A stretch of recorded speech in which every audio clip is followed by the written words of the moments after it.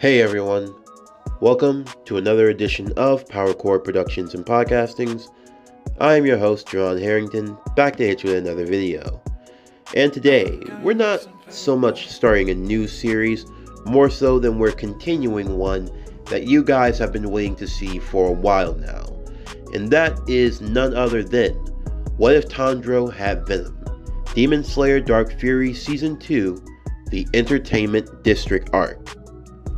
First and foremost, as always, if you're a fan of the channel and everything else that we have to offer, then please don't forget to like, comment, subscribe, share, and hit that bell for post notifications so you can stay up to date on everything that is Power Core Productions and Podcasting that's to come out now and in the future. As you can probably tell from my voice, I am still recovering from a bit of a head cold.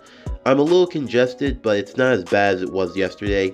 Yesterday, my voice was just shot and I was not able to record anything at all.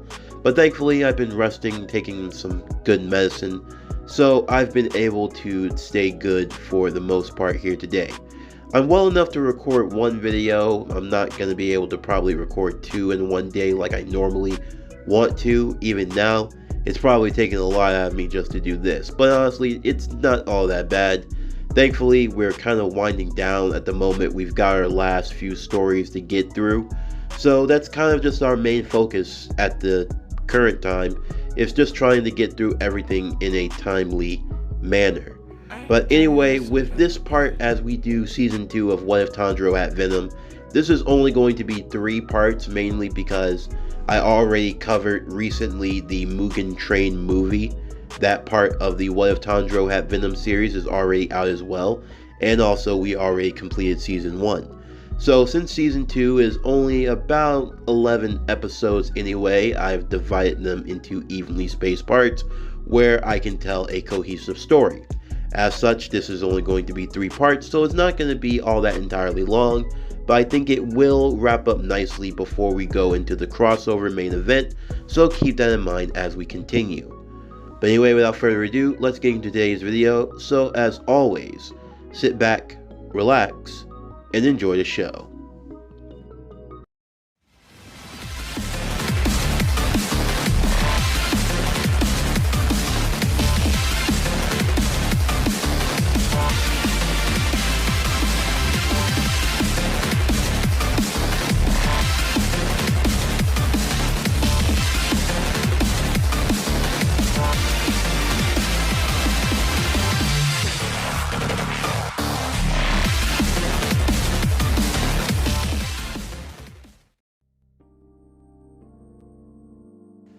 As night began to fall, in the house of an unsuspecting family, a young boy stared into his book and waited as the window would open, and walking in would be one of the 12 Kizuchi, Akaza.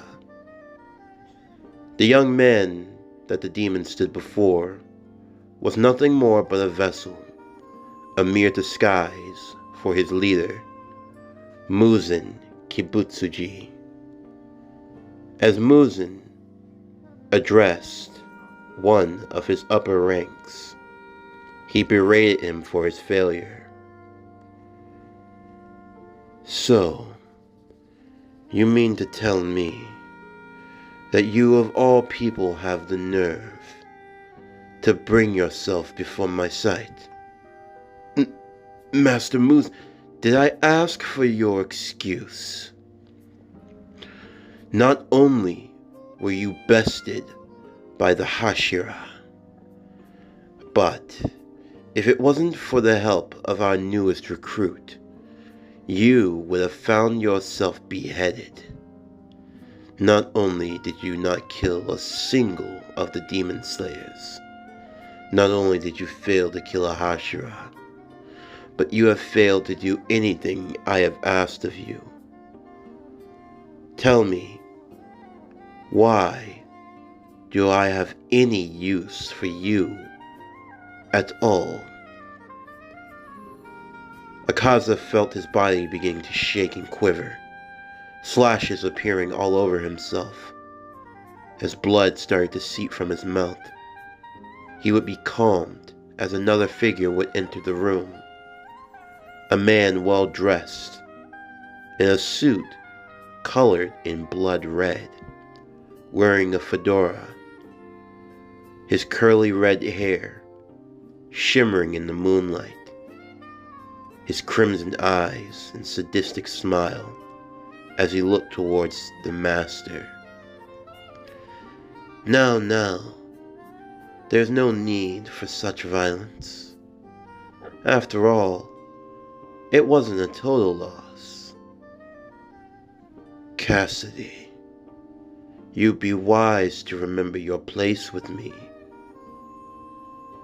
I must admit, while your work has definitely impressed, do not forget where you stand. Oh no, my master, make no mistake about it. I have not forgotten at all. I just merely would like to let cooler heads prevail." Muzan gave Cletus a look, as if he were trying to feel something. Cletus had been blessed with the rank of a demon, but yet for some reason, Muzan did not have full control over him, or at least not as much as he wanted to believe himself. Whatever he was, wherever he had come from, he was very similar to that boy, the boy with the Hanafuda earrings.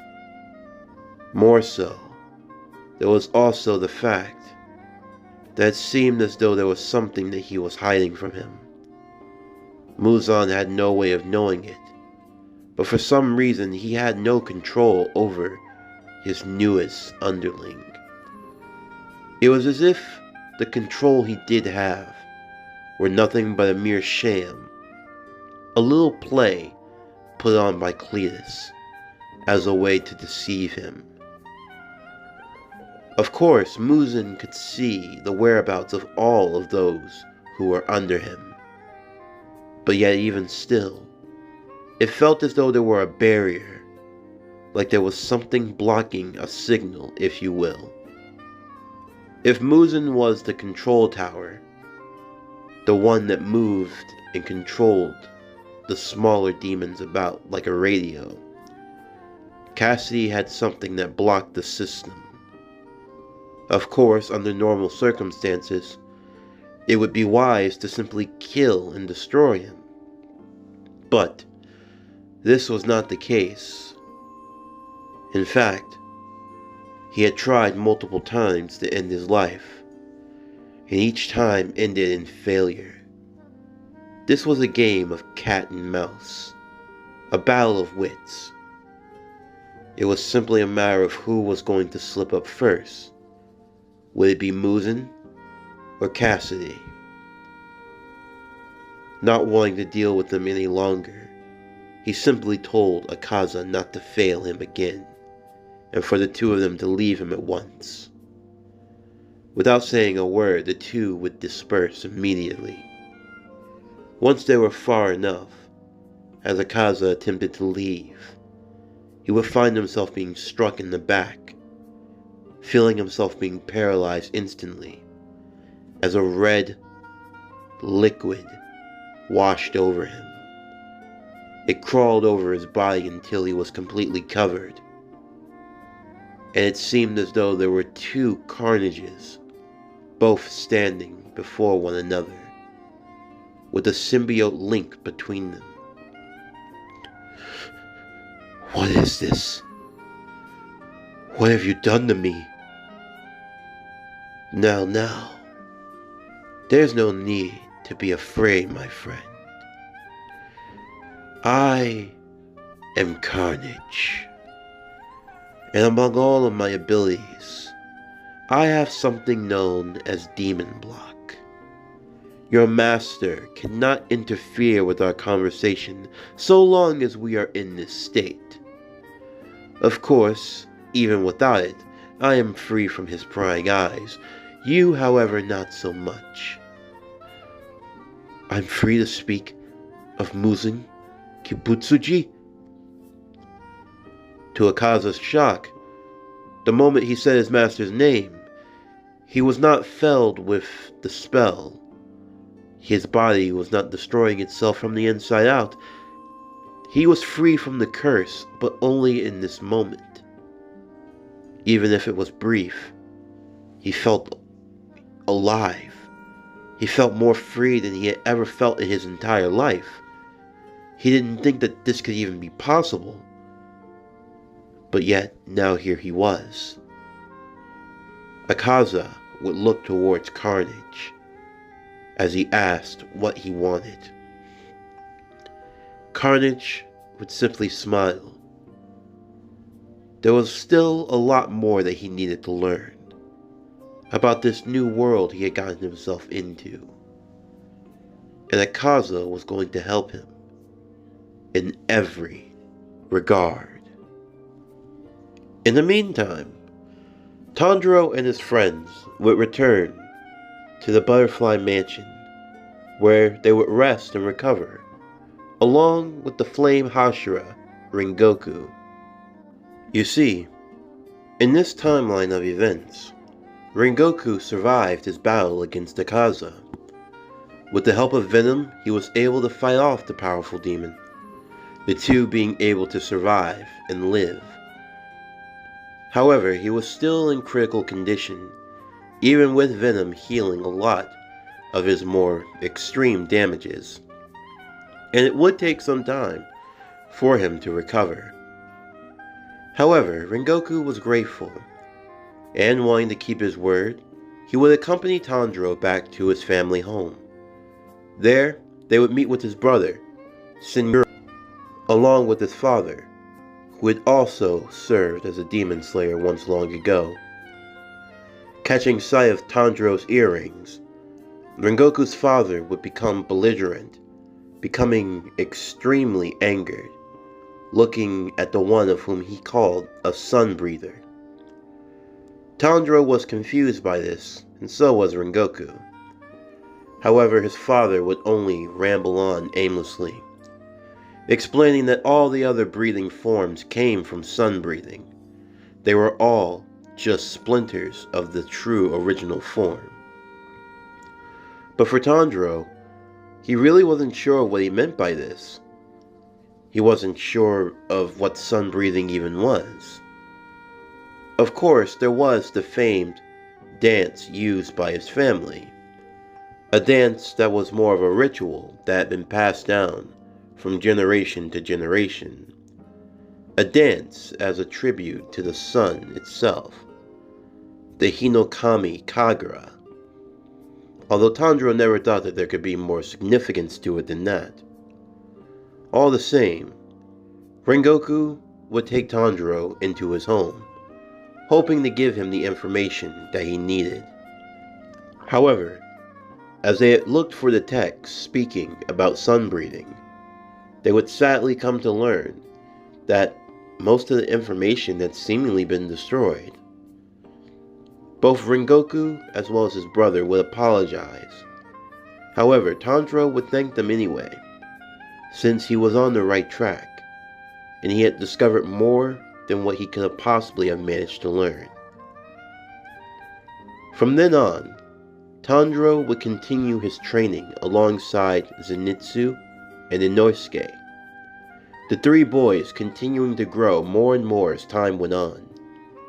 Tanjiro grew stronger and stronger, along with Venom, the two working together as one and going on missions.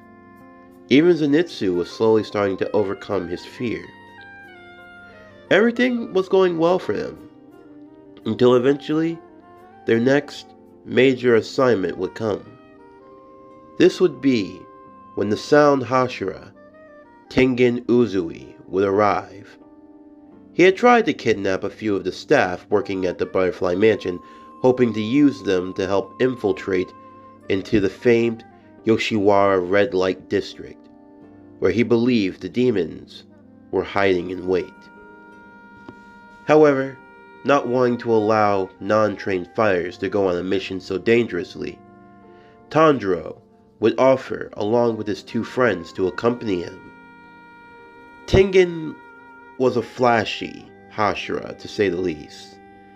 Someone who believed that everything should be done with style. For Tengen, there was a way of class, a way he went about doing things. He never wanted to live his life like the ordinary.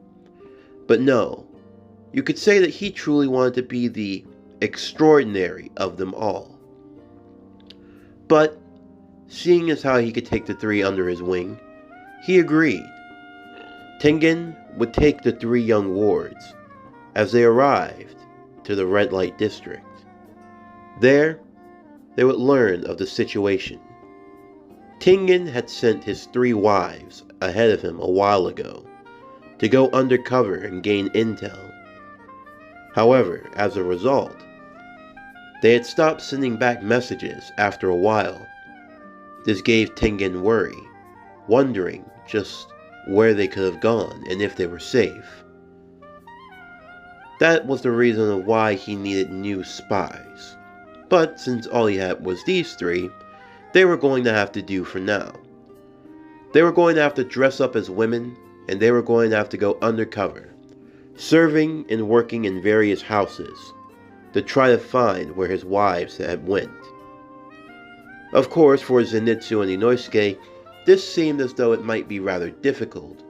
However, for Tanjiro, along with Venom, they had unique tricks that they could use. Venom, using the symbiote, was able to augment parts of Tanjiro's body. Not the actual body itself, but by putting on a well-fitting kimono, Tanjiro could slip on some extra symbiote in various areas to give off a nice, curvy feature. Tanjiro would also have the aid of Venom helping to disguise his voice a little bit better. With his good work ethic and him being able to apply himself, Tanjiro was able to find a place of work rather quickly, while Inosuke, as well as Zenitsu, that took some work, as even in disguise, they didn't look all that well.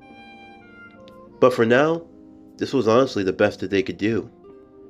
The three boys would do their work diligently, trying their best to learn of what had happened to Tengen's three wives.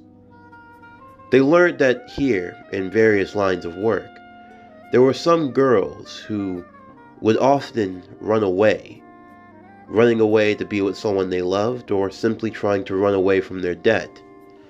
It was believed that the three whom they were looking for in particular might have done something like this. While Tanjiro wasn't able to find much, Inosuke and Zenitsu would have different results. Inosuke would investigate a room that he believed he could find where one of the missing wives had been, although when he had tried to attract the presence of a demon, he was disheveled to find that the area he was looking for was empty. In the meantime, as Zenitsu continued on in his house, he would meet one of its most beautiful patrons. However, from his experience, he was able to realize that she was potentially a demon. However, not wanting to put the others in the house at risk, he would keep the information to himself, looking to strike when the opportunity presented itself. However, before he would get the chance, he would find himself being caught off guard by the demon known as Daki, the upper rank 6, a personal favorite of Muzan Kibutsuji, as she, of all of the demon, had procured a high kill count of demon slayers, including Hashira. She was easily able to capture Zenitsu, and now, with him going missing, the situation only became more and more dire. Tanjiro would meet with Inosuke as the two would exchange information. Inosuke would explain that in his home, he would hear and feel the traces of demon. However, he was unable to fully realize it. In the midst of their conversation, they would be interrupted by Tengen. Realizing that Zenitsu was missing and most likely in danger, Tengen would look to dismiss both Tanjiro and Inosuke, not wanting them to risk their lives in something that could have been way over their heads. Of course, Tanjiro would be the first to protest, believing that if they worked together then they could do it.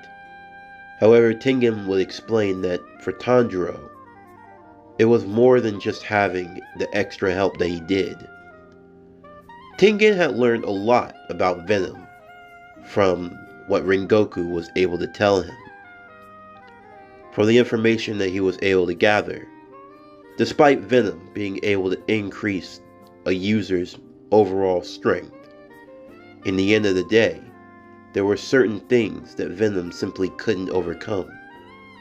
The fact that Venom had to merge with Rengoku to fight off against Akaza, rather than using Tanjiro, said a lot that Tanjiro had secretly tried not to acknowledge within himself.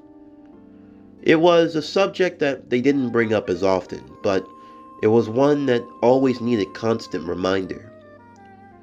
Tanjiro still lacked much experience. In the end of the day, as much as Tanjiro tried to pull his own weight, anyone with eyes could see that Venom was truly the one that was pulling the weight in the relationship. Of course, for Venom, being able to eat his assortment of duck whenever he wished was more than enough for him. But at the same time, even he could sense the worry within his partner. Venom always tried to reassure Tanjiro, explaining that he was getting stronger day by day. But in the end, was day by day really enough? What were they going to do if they ran into another upper rank ever again, or a powerful demon, or whoever this Cletus Cassidy was? They couldn't afford to just wait in the hope that Venom could somehow carry the both of them to a win. Tanjiro had to be the anchor. Venom was the multiplier. But if Tanjiro stayed at a simple 1 or a 2, then the multiplication would never be enough. Tanjiro needed to be the base. He needed to amplify himself, to grow so strong that with the aid of Venom, they could be unstoppable. Otherwise, they'd always be the hindrance. Or at least he would always be the hindrance. Taking this into consideration, Tanjiro and Inosuke would begin to enact, making their way as they suited up, preparing for the battle that was to come. As Tanjiro was preparing to leave, he would make a promise to the woman of the house, promising that he would find anyone that was missing from the results of the demon, and as such, he would make sure that whoever was responsible would face justice. Tengen would also get information as well from the house that Zenitsu had been serving, as the master's wife had died mysteriously. Although deep down within the master's own heart, he knew that the one responsible was most likely in the area. Tengen promised that he would get revenge on his behalf also. As night would fall over them once more, Tanjiro, now being able to sense the presence of the demon much greater than before, would search to find her. However, before he could get close, he would be attacked by an obi sash. The sash being made of a fabric that was almost harder than steel, one capable of chipping away at his own blade. He had nearly lost Nezuko herself, as the strap carrying her box had been broken. However, using the symbiote from Venom, Tanjiro was easily able to keep it attached. As they made their way to the rooftop, Tanjiro would find himself coming face to face with the upper rank 6 herself, looking into her eyes and seeing the number. Just the situation that Tanjiro had feared had now come to pass. As Daki looked upon his face, believing that what she saw was absolutely hideous, the dark symbiote would encase him once more, as his hollow white eyes looked back upon her, his hands also covered in the black symbiote itself.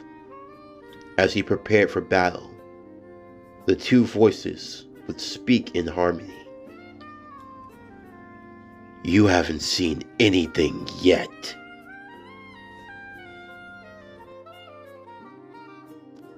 This concludes What If Tanjiro Had Venom? Demon Slayer Dark Fury Season 2, Part 1. As always, if you're a fan of today's video and everything else that we have to offer, then please don't forget to like, comment, subscribe, share, and hit that bell for post notifications so you can stay up to date on everything that is PowerCore Productions and Podcasting that has to come out now and in the future. Stay tuned for tomorrow's video as we will be continuing Konosuba, Mystic Rangers of Misfortune, based on the Heroes of the Morphing Grid series, Part 5. Also, I do want to announce that this coming Saturday, I am going to be covering the Jujutsu Kaisen Curse of Daishi Part 5 that I was unable to record yesterday on Monday due to my current condition. Hopefully I'll be feeling much better by Saturday so I can get Part 5 out, and by getting it out on Saturday, when we get to that following Monday, we will be concluding with Part 6, and that will wrap up Season 1. So that's just some more information for you guys to keep in mind as we move forward into the coming weeks. But anyway, that's going to do it for the end of today's video. I'm Javon Harrington with PowerCore Productions and Podcastings. Signing off, and I'll see you next time.